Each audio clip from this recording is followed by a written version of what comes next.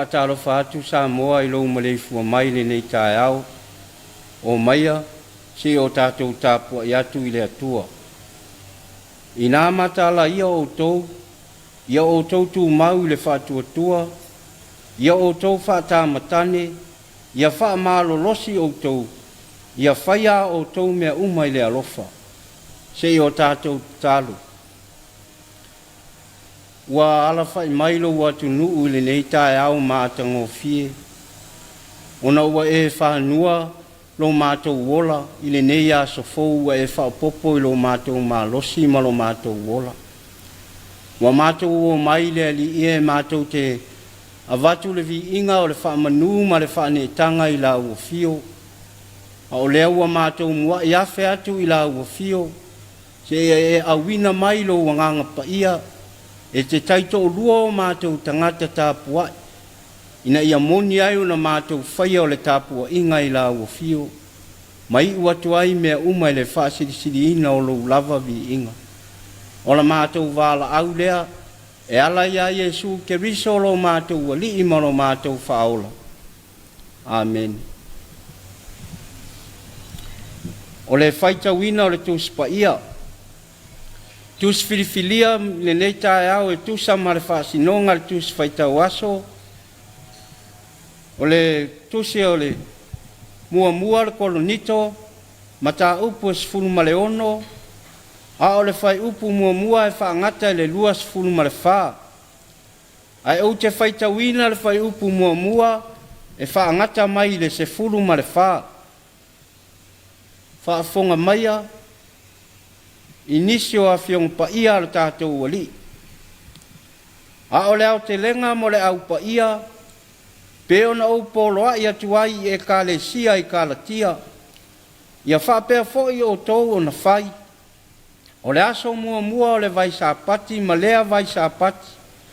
Ia o tou taitasi matuuane ai ni ana mea. Ia whaatatau mea e teu malona manuia. Ina ne I whaia ni au te lenga pe a o waluatu. Pe a o waluatu, ona o awina atu lea ma le tusi o I lātou e filifilia e o tou. Lātou te momoli atu I a o tou mea alofa I Yerusalema. Ai a whai e tatau ona o walufoi. Ma tou te o whaatasi maa. O te alu atu foi a te o tou, pe a o ui ane I Maketonia. A wā o te ui ani lava I Maketonia. A tonu foi tātou te mauma o tou, peise ia te amai le tau maalili. Ina ia mōlia e o tou lau malanga I se mea o te alu I ai. A wā o te le loto ina o wafe asi a te o tou I nei o na pō. Ai o te wha moe ina ia leva, ane lo nofo ia te o tou, pe a fina ngalo I ai le ali. Ai o te nofo pea I Efeso, se ia o I le Pentekoso. A wā ua whaava noa mo au I le whaituto a lau tele ma le matua o ngā. E toa tele foi o e whaatu I ese. A whai alu atu Timoteu, ia o tou whaitete ina ia te o tou o ia malele mata. A wā ua whaia e ia le ngā luenga le atua pei o au nei lava. O le mea lea, aua nei tau whaatau wa aina ai o ia e se tasi. A ia mō lia mai o ia o tou ma le saonga le mu. Se ia o mai o ia ia te a. A wā o te whaatalitali atu ia te o tou ma le auso. O lo tātou so foi o Apollo, sa tele lo ai o atu ia te ia. Ina ia la tou o atu ma le auso ia te o tou. Ai le loto lava ina alu atu I ona pō nei. Ai alu atu pe a o mai ona pō e tatau ai. Ina matala ia o tou, ia o tou tu mau le whatuatua, ia o tou whaatamatane, ia whaamalo losi o tou, ia whaia uma o tou mea I le alofa. Tau ina ia sanga whaamanuia tele mai le atua e ala le tātou whaitau ma whaalongolongo inisio ana fionga pa ia, ma ia tu mau atu pēr ia te ia lona lava vi inga, nei se ia o le whaavavau lava. Amen. O le launga le suafartamā, le alo ma le anganga pa ia. Ameni. Wa maua le matua o le launga le tusi sa faitauina. Mua le konito, mata upo sefulu ma le ono. A ua filifilia le fai upo sefulu ma le tolu ma le sefulu ma le fa. E fa fai ma matua o le tatou launga le nei Taeao. E fa pea. Ina mata la ia o tou. Ia o tou tu mau le fatu tu. I le fatu tua. Ia o tou fata matane. Ia fa malo losi o tou. Ia faya o tou mea uma i le alofa. O le manatu au tuo lo iai le whasinonga le tusi whaitau aso. Ia lau tele lau sila sila. Ia lau tele lau sila sila. O le masani lava ia o tusi tusinga. Ai maise lava i tusi au alofa. E tau walunga lava i ni upu wha manuia. Mani alofa anga moripo. O loo a fifi ai la ngona o le alofa moni. E tupu mai to tonu o le loto. Ai maise o mo onga mo moli ma le nau ta inga. Ina ia tau nuu i le lei. E whape nā le vaenga o le tusi sa whaitauina. Lea ua tau walunga upu a paulo. E tau a whai ai o na langona mo le e kale sia e kolonito. O upu tau walunga le apostolo. O loo lau tele ai lana sila sila. Mo se manuia alu alu o le tala le lei le e kale sia. O le vai lau tele le apostolo mo se manuia o le tu i fafo le ngā luenga wha au au i kolonito. O mawai o na wha malosi le apostolo. E ala i le ute o le tala inga i le wha o le tanga Jesu Keriso. A o lea wa apa ane lana sila sila. Ina ia wha mausali le tu i fafo. Le anga o le isi fo i lea manu lauti ta ua o le ola wha tua o tangata o kolonito. O winga wha ta mai lana wha nau. E ofo fotai ina ia mau popo. Ma maua so la tau nofo le lei. Le anga e lo whaingo fie le si o manga o kolonito o lo iai. O lo o iai. E tele va enga mafuafuanga o lo lau tele iai le sila le apostolo. Fai upu mua e o i le whai le tusi sa whaitauina. O lo o anga iai le sila le apostolo. I le ola fo ai o le ekalesia. Mo le taulanga e mo moli i Jerusalema. O le ola fo ai e whaia i le sapati. A wale manuia o le tu i fafo le ngā luenga. O le isi lea vaenga tā ua o le ola whatua tua o le tangata. O le fo ai. A wale tu i fafo le ngā luenga. Whai upo e lima e o le sifurulua. O lo o lau tele aila na sila i fuafuanga. Mo ana malanga wha ngā solo. E nau lava e toi fia o i kolonito. Ai o ngā luenga le apostolo. O lo ua fua se ia te ale tau malulu. O le ngā luenga e lo whaapito au ngafa. I se na o se tasi se e kalesia. O le ngā luenga o lo o whaatasi ma le mawhau le lei o le apostolo. E whetu una iai o na taimi. Le anga o lo iai fo ia tua o le ala. Ma mea e wha lave ina ai le malanga. Lea o lo ta ua e Paulo e Efeso.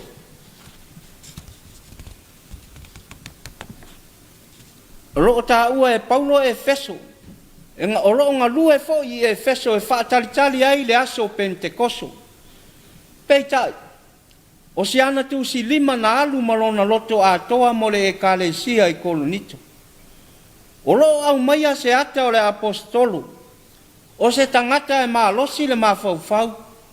Tino ma le anganga. E wha tino ai le ngā luenga. Ioi. E mana o mia ni taita i wha pea. Whai upo e sifuru tolu e o le lua sifuru wha. O lo o anga i ai le sila a Paulo i o na uso i le ngā luenga. O lona tali o Timoteo. O ia ua whai mo na sui e lima matau ai le ngā luenga. O Apollo. Wa iai le ata mai wha le atua. E tau tala ai le wha o tanga ke riso. O a kaia. O Setefana. O a kaiko. A kula mapisila. O e uma ua tauti ngā ona le tala lelei. O le anganga maualunga o Paulu. Ina ia ngā lulu e whaatasi. Aua ne iai se se ai e peo na tūlai mai. Wa tutusa i lātou uma i la lātou ngā luenga o le whaolatanga ke riso. O i tū ia o lo lau tele ai le sila mamao o le apostolu. O le sila mamao ina ia lau tele le tala le leia ke riso. O le vaai lau tele ina ia tā pena mamao ai le tangata. Le anga e iai taimi o so whaia ai manatu se. Whai mai le apostolu. I nā mataala ia o tau. Ia o tau tu mau le whatua tua. Ia o tau whaata matani. Ia wha malo losi o tau. Ia whaia o tau mea umai le alofa. Ioi. Mea tau ngia lava lea e tusa o manatu le apostolu. Ia whaia mea umai le alofa. Le anga o le ala fo i lea o le lautele o le sila le apostolu. Mose manuia alu i luma o le tala le lei. Alofa. O se fe au lea o le nei Taeao. Samoa. A wā lea la usu ai i fe au mga aluenga. O a mai lau sila. O alu mamao po o ngata mai. O lau tele po o wapu mo. Tele mea ua wha lave ina ai la tātou sila i nei vai tau. O mea ua punitia ai la tātou wa ai. I mea lelei ua umau na saunia e le atua mo tātou. A o le tua lalo lea o le tala lelei. Ia lau tele lau sila. O le lau tele ina ia e wa ai ai le manuia ma le afianga lau tele. Ai aua le wha mua lau sila ua na o e lava. Ai ngalo ai o lo pongsa a toa le lalolangi i lau sila. Whai mai whe po ilo nā tali o le autou ngie. Ia po uli lau tino, a ia mala malama o mata. Mata na lea sa wha pupula ai e le atua le apostolo i le ala i tamaseku. Wha moe na ia manino, malau tele ai le tala lelei le keriso toi tu. O Yesu, na lau tele lana sila i le lalolangi a toa. Le ala lea na i uaina, ma liu ma toe soifua manu malo. O lo tātou manu malo lava lea e whaavavau. Amen. Le a tātou vivi i atu i le vi inga o le atua, e valus fulu maltasi.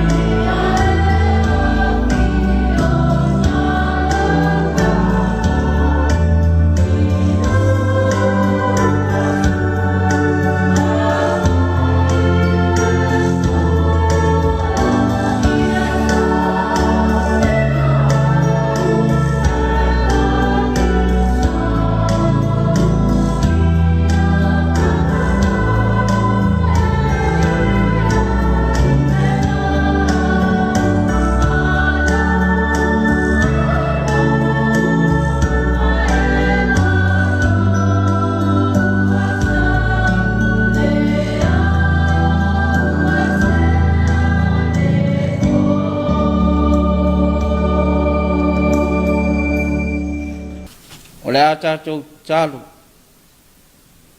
Tu ina atua tātou tālu sanga le nei Taeao, tālu le whaafitai, whaatou e senga, ma momori atu o tātou manao i le atua, tātou wifo ma tālu. E pa ia, ma siri ese lava la wafio le atua lo mātou tamā, a wao e lava o le atua o le ola, ma o lo soifua pea lo mātou tamā e whaavavau. Wa e toe au maia lo soifua ma le ola o lo watunuu i le nei Taeao mātango fie. Mātou wala whai mai whanunga le leo le nei aso fou, i le manuia ma le file e mū. Ono o lo walofa tausi mai ia i mātou, ai maiso o tangata, pe ona e iai le nei Taeao mātango fie. Wa mātou o atu i o luma i le nei Taeao, se i o mātou momoli atu la palapa o mālo, ono o lau te singa ma lo walofa ia i mātou e le mawai lea i le aso ma le aso. Mātou whaafitai lau o fio, ono le mālosi wa e au maia, e whaatino ai fe au ma tiute, i le ala whai mai o lo watu nuu i le nei Taeao i fe au ma la wasinga, e peio na masa ni ai. Tofu le tangata malana, e whapena o na whengai ai i le aso ma le aso, ai maiso le nei Taeao lo mātou matua. Mātou whaafitai, o nolo pui pui ma e marutia le soifua o Samoa, mai lava i tai o le nei atu nuu. Se ia o i tai whale e kālesia, ai maise o te tonu a inga, e o lava ia mātou whanau. Mātou whaafitai le li ie. Wa whapenao na mapu ai nisi fe au mga luenga whale malo mai le vai aso. Ai maise o fe au masani tiu te tau ave te tonu a inga, i le tangata malana fatu a inga tausi le li ie. Vi ia oelo mātou tamā. Mātou whaafitai, ona o nai whanau sa whengai ma o onga lo mātou atua. I le ala usu ma le toi fo i mai lunga o awala. E mātou te whaafitai ai lo walofam lo wangi lei. A wawa e marutia lo lātou wola. O mawhai e o na maua e mātou maafitanga fia i te tonu a inga. Ai maise o te tonu o mātou nuu lo mātou tamā. Li ia oe lo mātou tamā. Mātou whaafitai au tau singa i le tino i mea ai ma wainu. O le ea fou o lo mātou mana waina. Ai maise o lo tamao a inga whaasoa mai le aso ma le aso. Wa whao ngā tau i ai lo mātou wola lo mātou tamā. Mātou vi ia oe lo mātou tamā. Pe a mātou manatu i lo wang le lei whai pea. E ala i au tuspa ia malautala le lei. Wa whailawa lea masulu e tai ai i mātou. A o mātou fōlau ai le mātou fōlau ngā whai wi ule nei tau sanga. O lo whapena, o na iai lea nganga o lau wa fio e wha maite me le lei. Ina ia o mātou whai ai mea tonu, ma mea e fia sila iai lau wa fio. Whaafitai mo le wha o la tanga na e saunia. E ala iai Jesu ke risolo mātou wali i wha ola. Le na ofo atoa mailo na soifua sa. E lave a ina i mātou le whanau ang sala. Ia tū maupea ia te oe le vi inga o le wha manu ma le wha netanga, nei se ia o le wha avavau lava. Ai pangalawa lea lo mātou tamā. E langona i mātou o se i fonga i la ma pōnā i le nei Taeao. A waua nga sala lo watu nuu maona tangata. Wa mua ona whai mea mātou te loto i ai ma wha mali ai o mātou mana. Ai mātou te le whaalongo le tū mumusu mai o lo wanganga. Mo lo fina ngalo i te whetalai mai ia i mātou. I ala e ao na mātou whai. Wa se taito o tasi i mātou lea li ie. Wa mātou whaato ese. O ani o mātou whaale tonu. I whaiva matiute wa e polo ina i ai mātou e whaatino. A ua le ofo ato atoa i ai le mālosi o le mātou au nanga. Wha māngalo mai mātou. Wha māngalo i mātou, nei avea lau tala le lei, ma mea e whai ma alo whanga i ai mātou, mātou te la lafi ai, ai le wha lau tele la mātou wa ai mea manu i ailo mātou ola, mō lau wa fio ma lau tala le lei. mātou whātou eselo mātou atua. I le vā i mātou mo mātou uso a tangata. Lo mātou ola tusi lima ma le ola tau tuwa i o le leanga inisi o mātou uso. A wasili musa i mātou ona mātou le leilo mātou tamā. O ao mātou whale tonu. I le vā i mātou li taita inga o mātou a inga. O lo mātou nu. Ai maise o lau e ka le sia malo watu nu. A vea pea le toto Yesu ke viso. E whape nā o na whamalingi ina mo i mātou. E whamamai na aia mātou ang sala lo mātou tua. O e lavana e wheta lailo mātou ta mā. A iai se mea mātou te manana o ai. Ia mātou o le atu e ala i lo suafa mamadu. Wa mātou wala au i lau fio i nei Taeao ma le Tapua'iga lo watu nu. Ia whamamalu mai o au alofa. I le ala usu ai whaiva matiute. I le whenga e o le tangata malana e whai le li ie. Ia iai peo au la vea i a Samoa maun tangata. Ia e whape naona e malutia le soifua. I puapua ngā ma whainga tae ono la matia ai le soifua. A ia iai peo lo alofa e whaatino ai tiute ma whaiva. A wā se manuia o lo watu nuu lo mātou tua. Mātou talo la wafio. I la wafio. I le nei aso le li ie. I le taape ai o tama whanau le atu nu. I nise o whea ngai matiu te whai so se tafo le atu nu. Ai maiso o atu nu mamau a wase manuia sa ilinga manuia o a inga mātu nu. Ia iai u lo wang le lei. I tama whanau lo atu nu lo mātou tamā. Wha manuia la wafio. I nei tamām tina mātutua. O e o lo whaia le whaiva le Tapua'i a inga. O lo po le whala. Ma Tapua'iga le alo whaiva o tama whanau mo se manuia o le atunu. Ia iai lo wang le lei. Ia whaatamao a inga ina i lātou i manatu. Ma ia whapena o na tulu i pēa ni aso stelo lo lātou mālosi. Le ngata i le ola i le tino. A ia whapena fo i le soifua whale ngang. Mātou tālo le li ie. Ia e ma whapena ona e marutia. Ia le soifua o taitai o e kālesia taitasi. O e oro whai mawaa maipu. E tāla ia lo whina ngalo ina ia. Tupu maola lau tāla lei. A wase manuia o tangata lotu lo mātou tamā. Ina ia whapena o na alu male mana lau upu folfola. Ina ia maua aini a nganga se tele. E ai a ina lo whina ngalo. Ma lau tāla le lei lo mātou o tua. Whamanuia ina i whanau whea ngai ma o onga le li ie. O wale a lausu le Taeao ma le toe fo i mai. Ia foa i le poto ma le loto matala ia i lātou. Ia maua i lātou le usi ta i mātua. Ai sile o na awa ma matau i lau fio. O le a matanga leo le poto ma le tamailo mātou tua. Whamanuia i le lau i le ele ma le sami. O lo whapenao na tua i ai o tangata. A wale sa ili ngā manuia. Sa ili aini se eleni e tau se ai a inga. A wā se manuia mo ata e aolo mātou tamā. Nisi o mātou tatalo le li ie. A o mātou mana tua. Le lalolangi vevesi, le lalolangi whewata ua. Ia iai pēa lo file mu e lave ina le soifua o tangata. Ai maise i wha mai. O taua mamisa whewae vai e inga. Ia malutia pēa i au file mu lo mātou tamā. Nisi o fia mauala o fio. Masau so soani ne yaso le li ie. Ia apa atu au lave ai. E lave ina lo lato soifua. Unisi o mātou tatalo. Whaatasi ai manisi o talo lilo i tonu o mātou loto. Ia whaia pēa lo finangalo. Ai aua lava le whaia o mātou mana. O na mātou tatalo lea. E ala ia Yesu. Ao le manuia ma le file mua oe le tua lo mātou tamā.